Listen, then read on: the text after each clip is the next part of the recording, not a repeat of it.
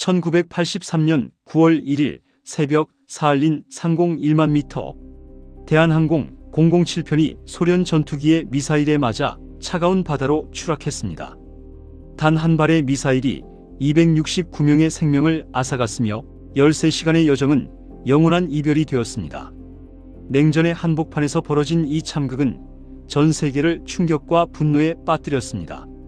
그들이 남긴 마지막 눈빛과 미처 닿지 못한 꿈들을 기억합니다. 다시는 하늘에서 이런 비극이 반복되지 않기를 다짐합니다. 지금 칼 007편 추락 사건의 비극을 되돌아봅니다. 1983년 8월 31일 오후 1시 5분 뉴욕 존 F. 케네디 국제공항 대한항공 007편이 평소처럼 활주로 위에 서 있었습니다. 보잉 747 200 전보 제트기, 당시 최첨단 여객기였습니다. 승객 240명과 승무원 29명, 총 269명이 탑승했습니다. 수화물을 싣고 연료를 채우고 기내식 준비가 이어졌습니다. 공항 관계자들은 특별할 것 없는 평범한 출발이었다고 회상했습니다. 승무원들은 그날도 여느 때와 다르지 않았다고 말했습니다. 한국으로 돌아가는 교포 가족들, 미국 출장을 마친 사업가들, 새 삶을 향한 이민자들과 어린아이를 동반한 젊은 부모들, 그리고 한미 수교 30주년 기념행사 참석차 한국을 방문하는 미국 하원 의원도 그들 사이에 있었습니다. 모두가 일상으로 돌아가기 위한 평범한 여행이라 여겼습니다. 다음 날 오후 4시 30분 김포공항 도착 예정이었고 그 긴 13시간의 비행은 그렇게 조용히 시작되었습니다. 007편 기내는 평화롭고 안락했습니다. 비즈니스석의 사업가들은 조용히 서류를 정리했고 이코노미석의 가족 승객들은 들뜬 표정으로 대화를 나눴습니다. 아이들은 기내 영화를 보며 깔깔 웃었고 젊은 부모들은 도착 후 일정을 이야기하며 설렘을 감추지 못했습니다. 한국행 비행기는 항상 특별했어요. 고향을 그리워하는 교민들의 마음이 느껴졌고 모두가 행복해 보였거든요. 기내에는 한국 영화가 상영되고 있었고 김치와 불고기가 포함된 기내식은 인기였습니다. 노인 승객들에게 담요를 덮어주고 아이들을 살피는 모습은 언제나처럼 부드럽고 익숙한 풍경이었습니다. 바깥은 짙은 구름이 깔려 있었지만 기내는 조용한 웃음과 대화로 가득했습니다. 그 누구도 앞으로 닥칠 재앙을 상상하지 못했습니다. 그날 밤 8시 30분 007편은 알래스카 앵커리지 공항에 도착했습니다. 연료 보급과 승무원 교대를 위한 기착이었습니다. 승객들은 대부분 기내에 머물렀고 일부는 잠시 공항을 둘러봤습니다. 면세점에서 마지막 기념품을 사는 모습도 보였습니다. 앵커리지 직원들은 매번 정시에 오는 익숙한 항공편이었다고 회상했습니다. 그날도 조용했고 모두 평범해 보였어요. 하지만 아무도 모르는 사이에 위험의 씨앗이 심어지고 있었습니다. 공항의 북쪽 하늘에는 오로라가 피어오르고 있었지만 탑승객들은 창밖을 바라보며 그저 고향을 떠올리고 있었습니다. 밤 10시 모든 점검을 마친 항공기는 다시 이륙했습니다. 10시 27분에는 카이룽산 전파국을 통과하며 레이더 추적 범위를 벗어났습니다. 김포까지 6시간 남짓의 비행이 남아 있었고 그 비행은 서서히 예정된 항로에서 벗어나기 시작했습니다. 그날 밤 앵커리지 공항에서 이상한 일이 벌어졌습니다. 007편이 예정보다 40분이나 늦게 출발한 것입니다. 항공업계에서 40분 지연은 결코 작은 일이 아니었습니다. 특별한 기계 결함은 없었습니다. 연료 보급도 정상이었고 승객 탑승도 순조로웠는데 왜 40분이나 늦어졌는지 이해할 수 없었죠. 그런데 이 40분 지연이 무시무시한 우연을 만들어냈습니다. 소련 공군 사령관은 이렇게 말했습니다. 007편이 40분 늦게 출발한 상황이 캄차카반도와 사할린 지역의 인공위성과 보잉 747 여객기가 동시에 출현하는 절묘한 타이밍을 연출했습니다. 미국의 정찰 위성 패럿 D와 007편이 정확히 같은 시각에 소련 영공을 지나게 된 것입니다. 첫 번째 교차는 캄차카 상공 진입 직전에, 두 번째는 오호츠크의 상공 통과할 때 세 번째는 사할린 영공 통과할 때였습니다. 이때 인공위성의 전자 시스템은 소련 미사일 방어 시스템의 모든 움직임을 촬영할 수 있었습니다. 과연 단순한 우연이었을까요? 아니면 치밀하게 계산된 지연이었을까요? 40년이 지난 지금도 그 40분은 미스터리로 남아 있습니다. 앵커리지를 떠난 007편은 북태평양 상공을 통과하며 순항 중이었습니다. 하지만 항로는 조금씩 북쪽으로 치우쳐 가고 있었습니다. 초기엔 몇십 킬로미터였던 편차가 시간이 지날수록 점점 벌어졌습니다. 승무원들은 이 사실을 전혀 감지하지 못했습니다. 1983년 당시에는 GPS가 없었고 관성항법 장치와 지상항법 신호에만 의존했습니다. 항공 전문가는 설명했습니다. 작은 오차가 쌓이면 수백 킬로미터 이탈할 수 있었습니다. 그러나 이탈한 항로 앞에는 극도의 위험지대가 있었습니다. 소련의 극동 군사 기지들이 밀집한 캄차카 반도와 사할린 대륙간탄 도미사일 기지와 핵잠수함 기지가 자리한 곳이었습니다. 냉전의 최전선, 외국 항공기는 접근조차 허용되지 않는 금단의 영공. 그곳을 향해 민항기가 천천히 접근하고 있었습니다. 기내에서는 여전히 조명이 낮춰진 채 승객들이 평화롭게 잠들어 있었습니다. 그 시기는 냉전이 절정에 달했던 1983년이었습니다. 로널드 레이건 미국 대통령이 소련을 악의 제국이라 부르며 전례 없는 군비 경쟁이 벌어지고 있었습니다. 소련은 미국의 정찰기가 자국 영공을 침범할까 극도로 경계했습니다. 역사학자들은 1983년은 핵전쟁 직전까지 갔던 해라고 말합니다. 양측 모두 상대의 의도를 전혀 신뢰하지 않았고 조금의 이상 신호에도 즉각 군사 대응을 준비했습니다.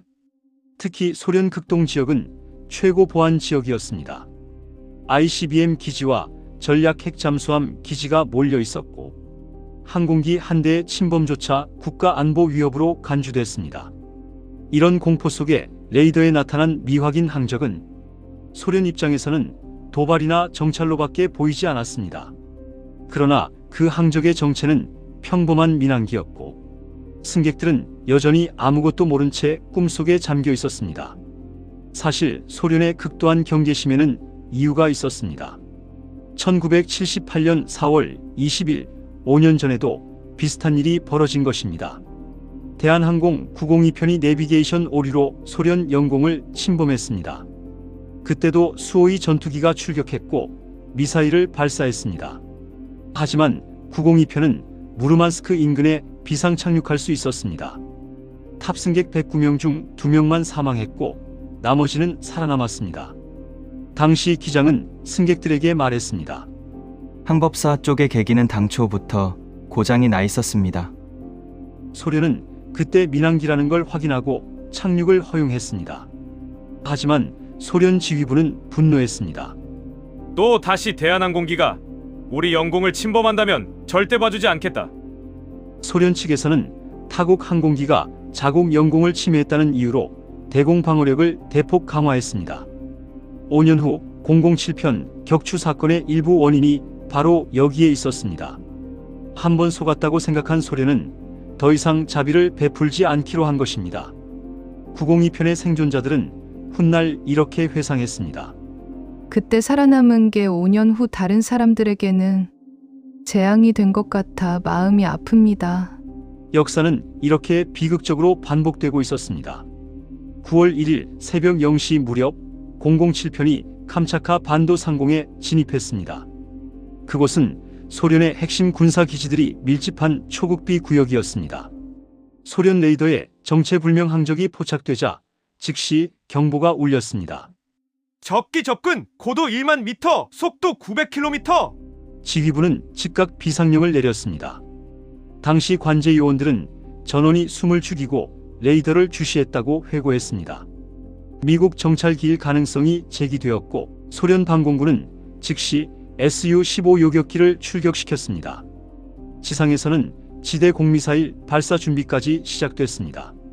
조종사들은 고도를 맞추며 007편의 궤적을 추적했습니다. 소련은 완전한 전투 태세에 돌입했습니다. 그러나 007편 승무원들은 아무것도 모른 채 항로를 따라가고 있었습니다. 무선 교신도 끊겨 있었고 레이더 경고도 울리지 않았습니다. 평범한 민항기가 냉전의 화약고로 날아들고 있었습니다. 새벽 1시 30분부터 3시까지 소련 전투기들이 북태평양 상공을 가르며 007편을 추적했습니다.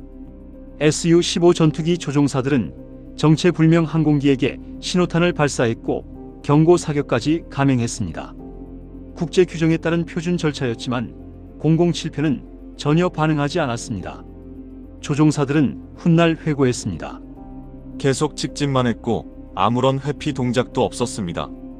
야간 비행 중이던 007편은 불빛을 보지 못했을 수도 있었고 무선 주파수가 달라 경고를 듣지 못했을 가능성도 제기됐습니다. 창밖은 칠흑 같은 어둠, 기내는 적막한 휴식의 시간만 흐르고 있었습니다. 승객들은 깊은 잠에 빠져 있었고 승무원들은 예정된 기내 서비스를 준비하며 조용히 움직이고 있었습니다. 창가에 비친 별빛조차 위협으로 변해가는 순간이었지만 그 안의 사람들은 전혀 알지 못했습니다. 기체는 점점 소련의 금단 영공으로 다가가고 있었고 조종사들은 아무것도 모른 채 비행 기록을 점검하고 있었습니다. 재앙은 이미 가까이에 있었습니다. 이 추격전은 미국과 일본의 레이더에도 고스란히 포착되고 있었습니다. 007편이 항로를 이탈한 것, 소련 전투기가 추격하는 것까지 모두 실시간으로 파악하고 있었던 것이었습니다. 하지만 어느 쪽도 007편에 단 한마디의 경고조차 보내지 않았습니다. 미군 정보 장교들은 모든 움직임을 보고 있었다고 훗날 증언했습니다. 소련 전투기의 위치와 통신까지 도청했지만 경고를 보내면 자국의 정보 수집 능력이 노출될 것을 우려해 침묵한 것입니다. 일본 자위대 기지도 상황을 파악하고 있었고 소련 조종사들이 목표를 향해 미사일 발사 준비를 말하는 교신까지 듣고 있었습니다. 하지만 그 위험한 경고는 끝내 007편에 전해지지 않았습니다. 한 통의 전화, 한 줄의 교신만 있었다면 항로를 수정해 269명을 살릴 수도 있었을지 모릅니다. 냉전의 장벽은 결국 인간 생명보다 높게 쌓여 있었습니다. 지구 반대편의 정치적 계산이 하늘 위 269명의 목숨을 외면하고 있었습니다. 죽음의 그림자는 더욱 짙어지고 있었습니다. 격추 직전 더욱 충격적인 일이 벌어지고 있었습니다. 소련 조종사가 007편의 300m까지 바짝 다가간 것입니다. 어둠 속에서도 그는 민항기의 모든 것을 확인할 수 있었습니다. 조종사는 나중에 이렇게 증언했습니다. 전투기 날개 쪽에 달린 경고등을 깜박거리며 수차례 유도 착륙 신호를 보냈습니다. 두열의 창문을 보았고 보잉기인 줄 알아보았습니다. 민간 여객기였다는 것을 알았죠. 300m 거리에서 그는 창가에 앉은 승객들의 실루엣까지 볼 수 있었습니다. 잠든 아이들, 책을 읽는 사람들, 창밖을 내다보는 승객들. 하지만 007편은 경고 신호를 알아차리지 못했습니다. 야간 비행 중이었고 무선 주파수도 달랐기 때문입니다. 지상 관제소에서 격추 명령이 떨어졌습니다. 563번기, 목표를 파괴하라. 조종사는 잠시 망설였습니다. 민간 여객기를 격추하라는 명령을 받은 적이 없었기 때문입니다. 하지만 군인의 복종 본능이 양심을 눌렀습니다. 두 발의 R-98 공대공 미사일이 어둠을 가르고 날아갔습니다. 한 발이 007편의 왼쪽 날개 뒤쪽을 강타했습니다. 거대한 폭발음과 함께 기체가 심하게 흔들렸고 기내의 조명이 깜빡이며 산소 마스크가 쏟아져 내렸습니다. 잠들어 있던 승객들이 놀라 비명을 질렀고 승무원들은 혼란 속에서 비상조치를 시도했습니다. 밖은 아무 소리도 없는 우주처럼 고요했지만 안은 공포와 절망으로 가득했습니다. 그 순간 13시간의 여정은 단 한순간의 악몽으로 뒤바뀌었습니다. 미사일 명중 후에도 007편은 12분간 더 날아갔습니다. 기장은 필사적으로 조종관을 붙잡았지만 유압계통은 이미 파괴되어 있었습니다. 비행기는 나선형으로 하강하며 서서히 고도를 잃었습니다. 블랙박스 기록에 따르면 조종실에서는 절박한 교신이 이어졌습니다. 조종이 안 됩니다. 지상 하강 준비. 모든 승객 안전벨트 착용. 기내는 순식간에 아비규환이 됐습니다. 산소 마스크를 붙잡은 채 기도하는 사람들, 아이들을 품에 안고 울부짖는 부모들, 승무원들은 끝까지 침착하게 승객들을 진정시키려 했습니다. 창밖에는 끝없이 이어진 바다와 어둠뿐이었습니다. 사랑해. 너무 무서워. 수많은 마지막 말들이 공기 속에 스쳤습니다. 그 절박한 12분은 영혼의 이별로 이어졌습니다.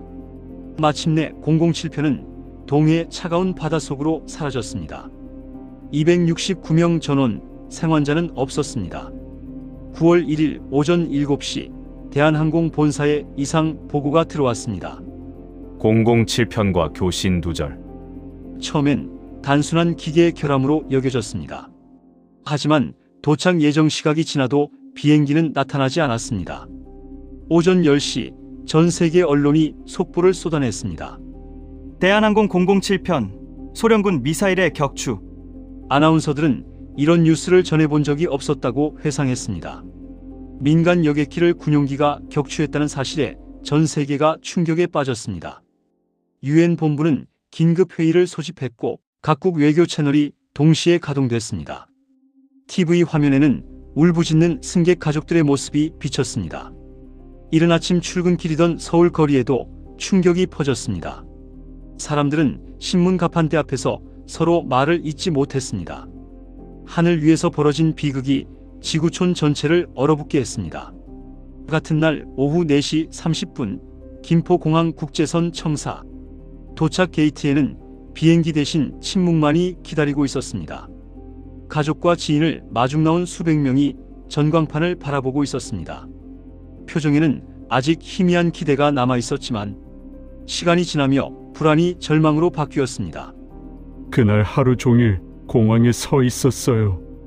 혹시라도 살아 돌아오실까 해서 끝내 빈손으로 돌아갔습니다.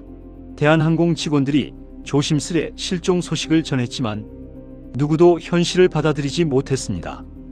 정말 전원 사망인가요? 시신은 찾을 수 있나요?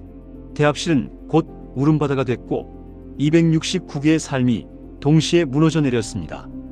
사고 직후 소련은 5일 동안 완전한 침묵을 유지했습니다. 그런 일은 없습니다. 우리는 모르는 일입니다. 처음엔 부인으로 일관했습니다. 국제사회의 추궁이 거세지자 곧 거짓 해명이 이어졌습니다. 소련 관영통신은 미국 정찰기를 격추했을 뿐 민간 여객기라는 증거는 없다라고 발표했습니다. 심지어 007편은 CIA의 스파이 비행기라는 억지 논리까지 내세웠습니다. 외교관들은 269명이 사망했는데 그런 말을 하다니 경악스러웠다고 회상했습니다. 미국 레이건 대통령은 소련을 야만적 범죄 국가라고 규탄했고 유엔에서는 규탄 결의안 논의가 시작됐습니다. 서방 각국은 경제 제재를 검토하며 강경 대응을 예고했습니다. 하지만 소련은 끝까지 자신들의 행동을 정당화하려 했습니다. 진실은 왜곡됐고 책임은 부정됐습니다. 차가운 전쟁은 사람들의 죽음 위에서 계속되고 있었습니다. 9월 3일부터 본격적인 수색 작업이 시작됐습니다. 사할린 서쪽 수심 174m 차가운 바다에서 잔해를 찾기 위한 국제적 수색이 펼쳐졌습니다. 미국, 일본, 소련의 함정과 잠수정이 잇따라 현장에 투입됐습니다. 하지만 생존자를 찾는다는 희망은 이미 사라진 상태였습니다. 일본 해상보안청 대원들은 잔해들을 보는 순간 가슴이 미어졌다고 회고했습니다. 아이의 신발, 여성용 핸드백, 깨진 안경 모든 것이 사람의 흔적이었습니다. 일본 어선들이 건져 올린 것은 좌석 쿠션 조각과 구명조끼 파편 그리고 작은 소지품들이었습니다. 그러나 정작 시신은 발견되지 않았습니다. 폭발과 충격으로 대부분 깊은 바닷속으로 가라앉은 것으로 추정됐습니다. 차가운 파도는 모든 것을 삼켰고 가족들은 끝내 사랑하는 이의 얼굴조차 확인하지 못했습니다. 한국 사회는 깊은 슬픔과 분노에 휩싸였습니다. 정부는 국가적 애도 기간을 선포하고 전국의 태극기를 조기로 내렸습니다. 도심 곳곳에서 자연발생적으로 추도 집회가 열렸습니다. 특히 대학가에서는 분노한 학생들이 거리로 쏟아져 나왔습니다. 소련의 만행을 규탄한다. 민간인 학살을 용서할 수 없다. 청년들은 무고한 생명들을 빼앗은 폭력의 울분을 토했습니다. 서울 명동 성당에서는 269명을 위한 추도 미사가 열렸습니다.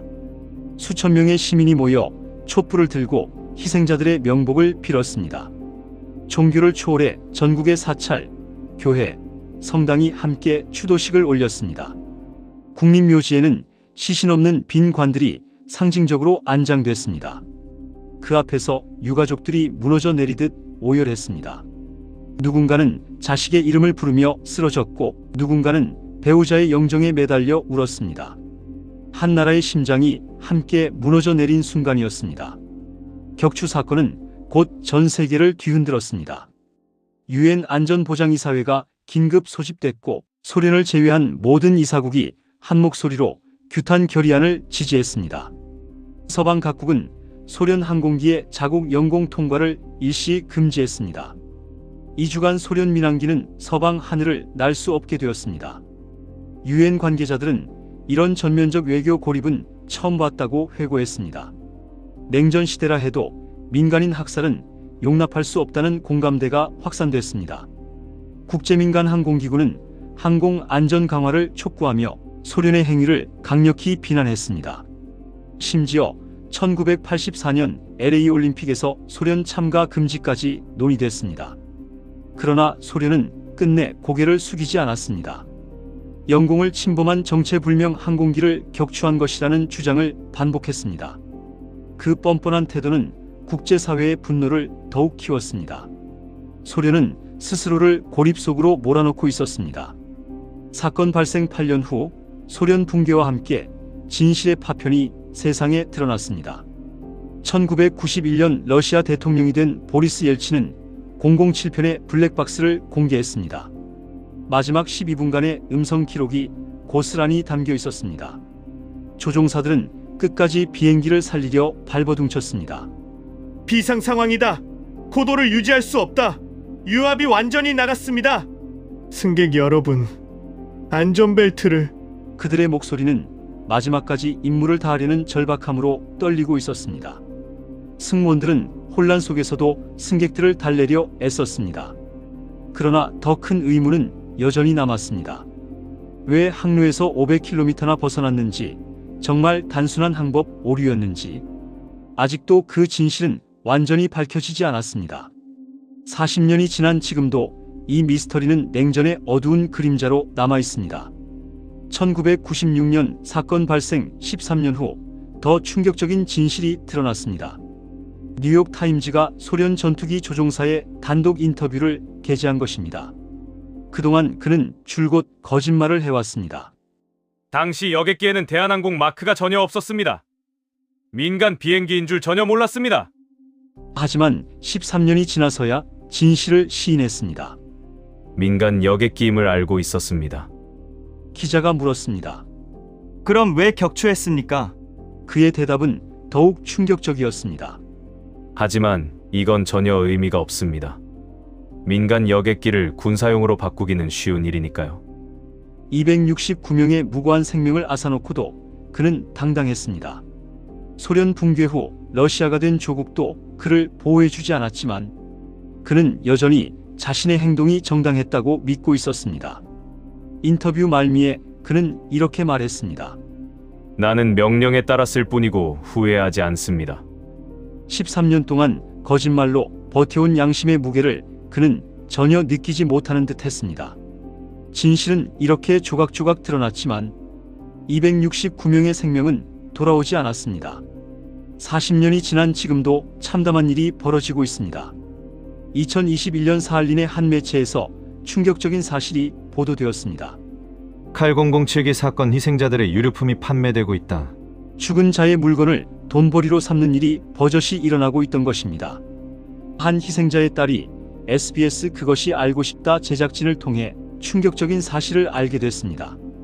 아버지의 사진이 음모론 책 표지에 무단으로 사용되고 있었던 것입니다. 그녀는 오열했습니다. 제작진이 아버지 사진을 이렇게까지 찾아주실 줄 몰랐어요. 아버지가 가지고 계시던 유품 하나하나가 저희에게는 아버지 그 자체예요.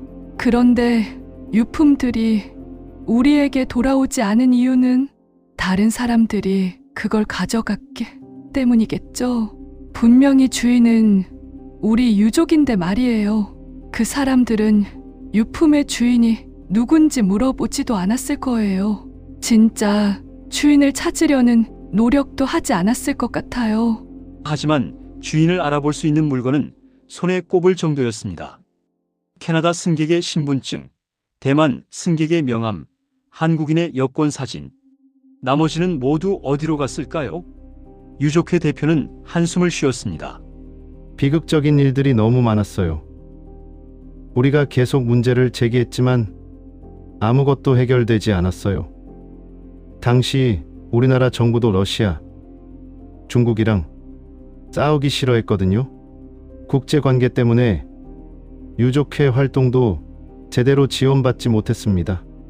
강대국의 정치적 이해관계 속에서 약소국의 희생자들은 철저히 외면당했습니다. 가족의 마지막 흔적마저 돈벌이 수단이 되는 현실. 269명의 억울한 죽음은 40년이 지난 지금도 제대로 추모받지 못하고 있습니다. 그들의 영혼은 언제 고향으로 돌아올 수 있을까요? 1983년 9월 1일 새벽 3시 26분 단 한 발의 미사일이 269명의 생명을 앗아갔습니다. 뉴욕에서 서울로 향하던 평범한 사람들, 고향을 그리던 교포들, 새로운 꿈을 안고 비행기에 오른 이민자들, 그들은 끝내 돌아오지 못했습니다. 냉전의 논리가 인간 생명보다 우선시된 참혹한 현실이었습니다. 그 사건 이후 GPS가 민간에 개방되고 국제항공안전체계가 강화됐습니다. 희생이 헛되지 않도록 하기 위한 변화였습니다. 그러나 항로 이탈의 진짜 원인은 아직도 미스터리로 남아 있습니다. 미국은 정말 아무 경고도 하지 못했을까요? 정말 단순한 실수였을까요? 아니면 감춰진 다른 진실이 있었을까요? 분명한 것은 269명의 무고한 생명이 정치의 희생양이 되어서는 안 됐다는 것입니다. 그들의 이름 없는 무덤은 지금도 바다 아래 잠들어 있습니다.